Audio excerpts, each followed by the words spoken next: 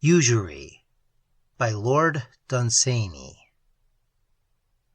The men of Zonu held that Yahn is God, who sits as a usurer behind a heap of little lustrous gems, and ever clutches at them with both arms.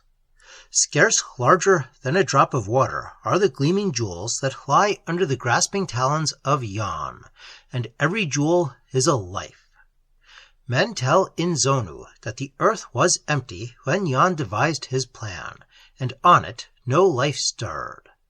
Then Yahn lured to him shadows whose home was beyond the rim, who knew little of joys and naught of any sorrow, whose place was beyond the rim before the birth of time.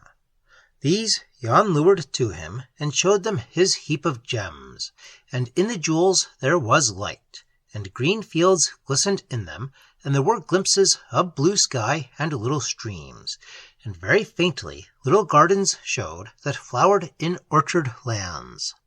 And some showed winds in the heaven, and some showed the arch of the sky with a waste plain drawn across it, with grasses bent in the wind, and never aught but the plain. But the gems that changed the most had in their center the ever-changing sea. Then the shadows gazed into the lives, and saw the green fields, and the sea, and earth, and the gardens of earth. And Yahn said, I will loan you each a life, and you may do your work with it upon the scheme of things, and have each a shadow for his servant in green fields and in gardens. Only for these things shall you polish these lives with experience, and cut their edges with your griefs, and in the end shall return them again to me. And thereto the shadows consented, that they might have gleaming lives, and have shadows for their servants, and this thing became the law. But the shadows, each with his life, departed, and came to Zonu and to other lands, and there, with experience, they polished the lives of Yahn, and cut them with human griefs until they gleamed anew.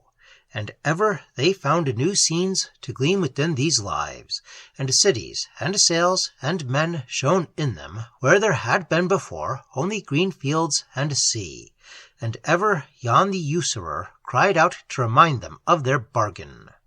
When men added to their lives scenes that were pleasant to Yahn, then was Yahn silent.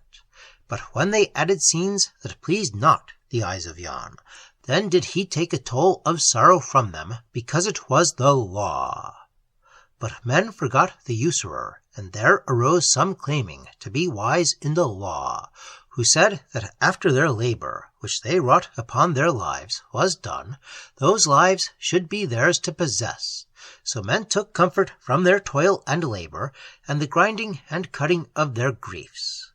But as their lives began to shine with experience of many things, the thumb and forefinger of Yahn would suddenly close upon a life, and the man became a shadow. But away beyond the rim the shadows say, We have greatly labored for Yahn, and have gathered griefs in the world, and caused his lives to shine, and Yahn doeth not for us. Far better had we stayed where no cares are, floating beyond the rim. And there the shadows fear lest ever again they be lured by specious promises to suffer usury at the hands of Yahn, who is overskilled in law. Only Yahn sits and smiles, watching his hoard increase in preciousness, and hath no pity for the poor shadows whom he hath lured from their quiet to toil in the form of men. And ever Yahn lures more shadows, and sends them to brighten his lives, sending the old lives out again to make them brighter still. And sometimes he gives to a shadow a life that was once a king's, and sendeth him with it down to the earth to play the part of a beggar. Or sometimes he sendeth a beggar's life to play the part of a king. What careth Yahn? The men of Zonu have been promised by those that claim to be wise in the law that their lives which they have toiled at shall be theirs to possess forever. Yet the men of Zonu fear that Yahn is greater and overskilled in the law. Moreover, it hath been said that time will bring the hour when the wealth of Yahn shall be such as his dreams have lusted for. Then shall Yahn leave the earth at rest, and trouble the shadows no more, but sit and gloat with his unseemly face over his hoard of lives, for his soul is a usurer's soul.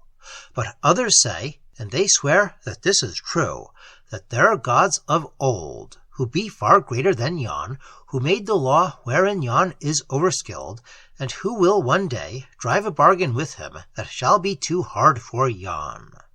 Then Yahn shall wander away, a mean, forgotten god, and perchance in some forsaken land shall haggle with the rain for a drop of water to drink.